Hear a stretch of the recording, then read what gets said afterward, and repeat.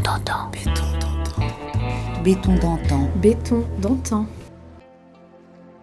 Laissez-vous emmener à travers le temps et l'espace dans notre podcast Béton d'antan à destination de visites guidées remplies d'histoire et de béton. Dans l'épisode 2 de Béton d'antan, nous vous racontions l'histoire d'Oscar Niemeyer. Si l'architecte a marqué son passage au Brésil et dans plusieurs pays dans le monde, il a entretenu une relation particulière avec la France. Vanessa Grossman et Benoît Pouvreau racontent, dans Oscar Niemeyer en France, aux éditions du Patrimoine, cette facette qui demeure assez méconnue. Au siège du Parti communiste, dans le 19e arrondissement de Paris, nous avons rencontré pour vous Benoît Pouvreau. Je suis Benoît Pouvreau, je suis historien de l'architecture et avec Vanessa Grossman, donc on a fait cet ouvrage à la demande des éditions du Patrimoine et du directeur de la collection Simon Texier, avec la volonté effectivement de traiter le parcours d'Oscar Niemeyer en France. Tout l'intérêt, c'était effectivement de traiter d'un Oscar Niemeyer méconnu, allant à l'encontre des idées reçues, pour proposer un ouvrage mettant mieux à jour l'ensemble et la complexité de son œuvre, mais aussi de ses collaborations, la spécificité de son rapport à la France, puisque c'est un francophile et un francophone depuis très tôt. Il est au lycée, il finit sa scolarité au lycée français de Rio. Donc la littérature française l'intéresse, la culture française en général l'intéresse, et il est très peu venu en fait parce qu'il déteste prendre l'avion. Mais que représente la France pour Oscar Niemeyer ? C'est un moment de sa production et de son œuvre de façon plus positive qui est un peu singulier, qui est à la fois connu et méconnu, avec des édifices emblématiques comme celui où nous trouvons le siège du Parti communiste français, place du Colonel Fabien, et puis d'autres moins connus, ne serait-ce qu'à quelques kilomètres de celui-ci, la Bourse départementale du travail ou encore le siège de l'Humanité à Saint-Denis, ne sont pas forcément associés à Oscar Niemeyer. Ce sont vraiment trois édifices un peu singuliers dans leur proximité à la fois géographique et politique, qui sont tous les trois liés au mouvement communiste français. Depuis 1965, pour les premières relations entre Oscar Niemeyer et le Parti communiste français, jusque 89 pour le siège de l'Humanité. Mais il y a aussi tout un tas d'autres projets qui ne relèvent absolument pas de la sphère d'influence du Parti communiste français, qui sont même au contraire du registre presque des ennemis idéologiques, entre guillemets, puisque Louis Dreyfus, le PDG de la régie Renault, demande à Oscar Niemeyer, au moment où il a la commande du siège du parti, de faire le siège de la régie Renault, avec non seulement des bureaux, mais un hôtel, un musée de l'automobile, tout ça à Boulogne-Billancourt, à 2 pas du périphérique. Parallèlement, pour Mondadori, l'éditeur italien qui le fait travailler près de Milan, il fait aussi une villa de luxe à Saint-Jean-Cap-Ferrat, donc dans la banlieue chic, sur la côte d'Azur, banlieue chic de Nice. Et il a comme ça d'autres commandes du même ordre. Comment avez-vous construit, imaginé l'ouvrage Oscar Niemeyer en France ? Cet ouvrage, ce qui a été très satisfaisant, c'est de pouvoir constater à quel point la notoriété et la bonne image de marque d'Oscar Niemeyer ouvrait un certain nombre de portes. Avec Vanessa, on travaillait pas forcément, on ne s'est pas rendu systématiquement sur tous les sites où il y a eu des projets. Et très souvent, les archives municipales, ils nous ont très largement aidés, envoyés, numérisés si nécessaire. La Fondation Oscar Niemeyer de la même façon. Donc on a beaucoup travaillé à distance.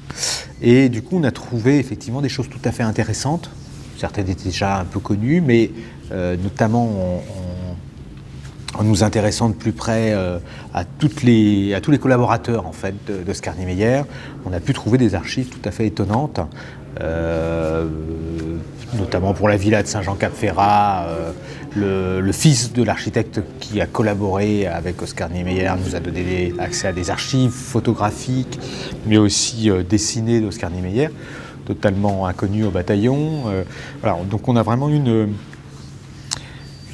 grande chance, et c'est vraiment l'aura de Niemeyer qui nous l'a permis d'avoir ces accès tout à fait exceptionnels.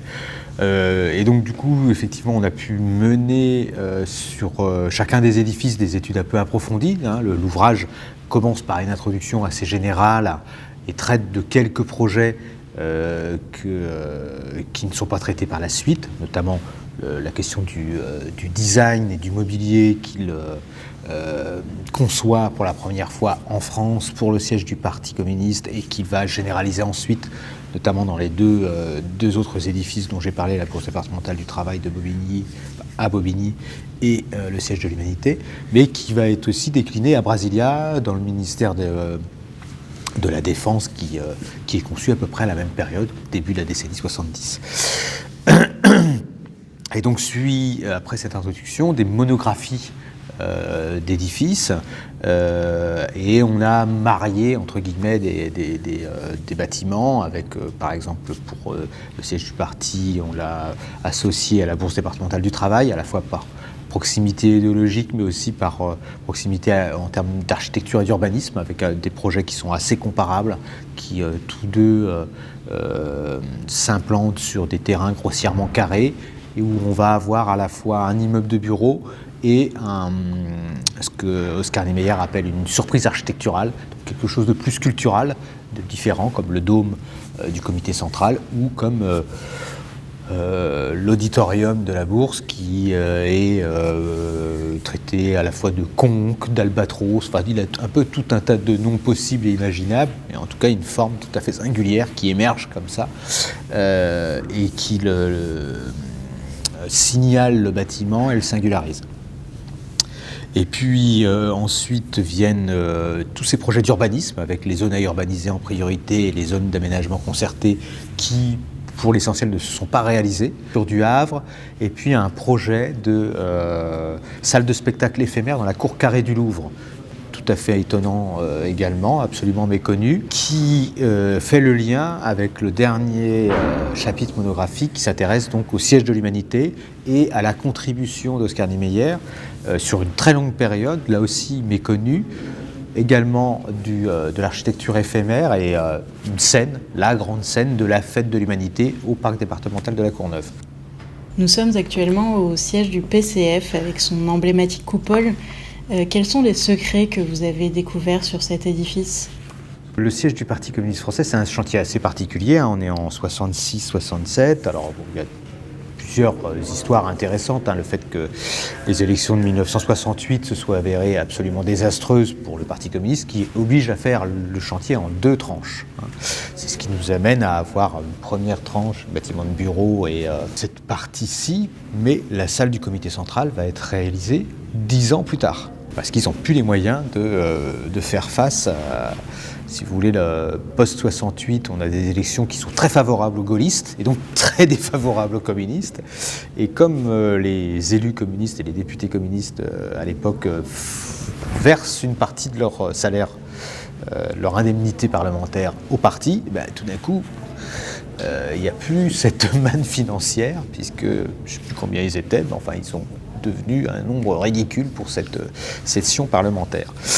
Mais l'autre aspect concerne plus directement le béton et sa mise en œuvre, qui est particulièrement soigné ici, où on a deux histoires en une, à la fois donc un chantier qui est extrêmement politique. Le patronat français ne le voit pas vraiment d'un bon œil, ce chantier, et fait circuler l'information dans le milieu du bâtiment et des travaux publics que c'est peut-être pas utile de prendre part à ce chantier des communistes français.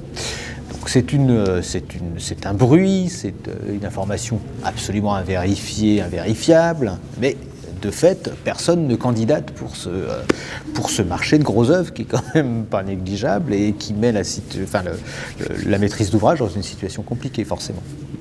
Et donc c'est Jean de Roche qui est le collaborateur que se choisit Oskar Niemeyer pour la première tranche du Parti communiste.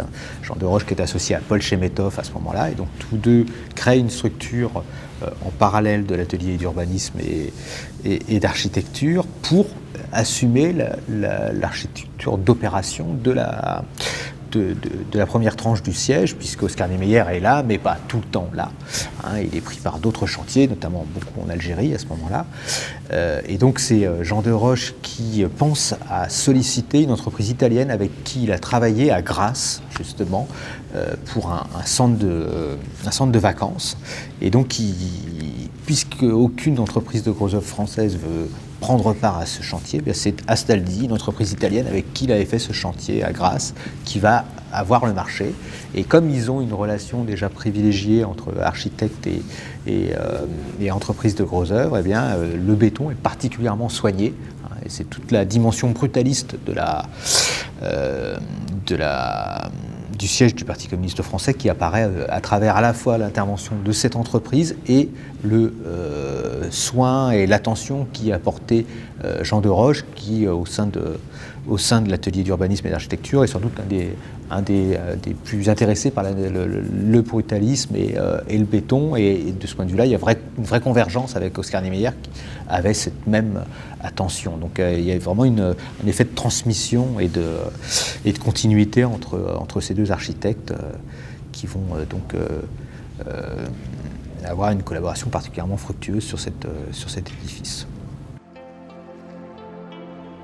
Retrouvez tous les épisodes de Béton d'antan sur acpresse.fr.